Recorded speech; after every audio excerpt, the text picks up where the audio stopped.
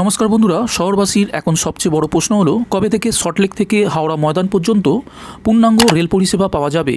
তার উত্তরে রেল বোর্ডের তরফে কী প্রতিক্রিয়া পাওয়া গেছে জানাবো আজকের ভিডিওটিতে। তার সঙ্গে আজকের বোনাস আপডেটটিতে জানাবো বউবাজারে আপৎকালীন পথের কাজ শুরু চলতি সপ্তাহেই। এসপ্ল্যানেড থেকে হাওড়া ময়দানের মধ্যে গঙ্গার নিচ দিয়ে ইতিমধ্যেই ইস্ট ওয়েস্ট মেট্রোর এক দফা মহড়া দৌড় সম্পূর্ণ হয়েছে। আগামী কয়েক মাস সেই মহড়া চলবে, কিন্তু যে রেকটি মহড়া দৌড়ের কাজে লাগানো হচ্ছে সেটিকে কোনোভাবেই সল্টলেকের সেন্ট্রাল পার্ক ডিপোয় ফেরানো যাবে না।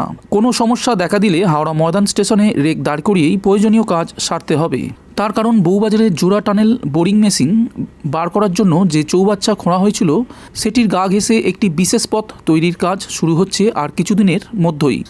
আপৎকালীন পরিস্থিতিতে সুড়ঙ্গ থেকে যাত্রীদের সরাসরি বার করে আনা হবে ওই পথ দিয়ে। আর এই নির্মাণের ক্ষেত্রে সতর্কতামূলক পদক্ষেপ হিসেবে পূর্ব এবং পশ্চিমমুখী সুড়ঙ্গে আলাদা করে ঠেকনা বা সাপোর্ট বসাতে হচ্ছে। ফলে ওই বিশেষ পথের কাজ শেষ হওয়া পর্যন্ত মেট্রোর রেকের ঠিকানা হাওড়া ময়দান অথবা এসপ্ল্যানেড।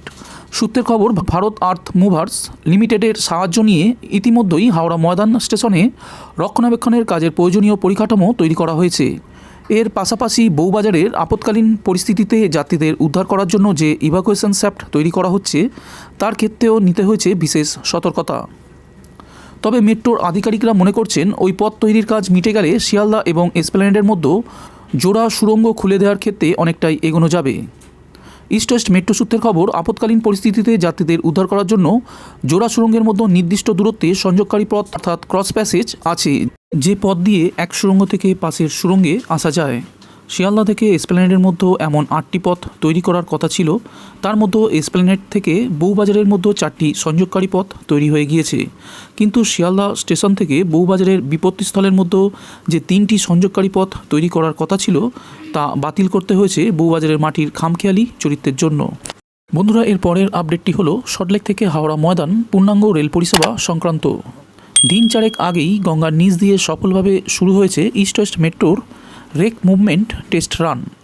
চলতি বছরের শেষে হাওড়া ময়দান থেকে এসপ্ল্যানেড পর্যন্ত মেট্রো পরিষেবা চালুর বিষয়ে আশা প্রকাশ করেছে রেল। কিন্তু প্রশ্ন উঠেছিল সল্টলেক থেকে হাওড়া ময়দান পর্যন্ত ইস্ট ওয়েস্ট মেট্রোর পূর্ণাঙ্গ পরিষেবা চালু কবে দিয়ে হবে। অবশেষে সেই উত্তর মিলল রবিবার। মেট্রোয় যুক্ত হয়ে যাবে গঙ্গাপাড়ের টুইন সিটি কলকাতা ও হাওড়া। রেল বোর্ডের পরিকাঠামো বিভাগের সদস্য রূপেন শঙ্কর বলেন, বউবাজারের যে ক্ষতিগ্রস্ত এলাকায় কাজ চলছে তা শেষ হবে ডিসেম্বরের মধ্যে। তারপর যাত্রী পরিষেবা চালু করা যাবে তার 5 থেকে 6 মাসের মধ্যে।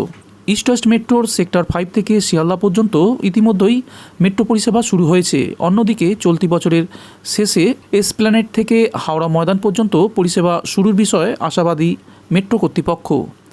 মাঝে বাকি রয়েছে শুধুমাত্র শিয়ালদা থেকে এসপ্ল্যানেডের অংশ। এই অংশের মধ্যেই রয়েছে বউবাজার, যেখানে মেট্রোর কাজের জেরে মাটির ধসের ফলে ফাটল ধরে একাধিক বাড়িতে। 1-2বার নয় 3বার এমনই বিপর্যয়ের জেরে থমকে যায় মেট্রো রেলের কাজ। সম্প্রতি সেই কাজ ফের শুরু হয়েছে। চলতি বছরের ডিসেম্বর মাসের মধ্যে সেই কাজ শেষ করার লক্ষ্যমাত্রা নেওয়া হয়েছে। আর তা হয়ে গেলেই ট্রায়াল রান শুরু হবে। তারপর চূড়ান্ত ছাড়পত্র মিললেই শুরু হয়ে যাবে মেট্রোর গ্রিন লাইনের যাত্রী পরিষেবা। তবে 2024-এর মে থেকে জুন মাসের মধ্যে সল্টলেক থেকে হাওড়া ময়দান পর্যন্ত মেট্রোয় যাত্রী পরিষেবা শুরু হয়ে যেতে পারে বলে জানালো রেল বোর্ডের এক সদস্য। অর্থাৎ আরও 1 বছর 2 থেকে 3 মাস পরে সল্টলেক থেকে মেট্রোয় চেপে গঙ্গার নিচ দিয়ে একেবারে পৌঁছে যাওয়া যাবে হাওড়ায়। মেট্রোয় যুক্ত হয়ে যাবে গঙ্গাপাড়ের টুইন সিটি কলকাতা ও হাওড়া।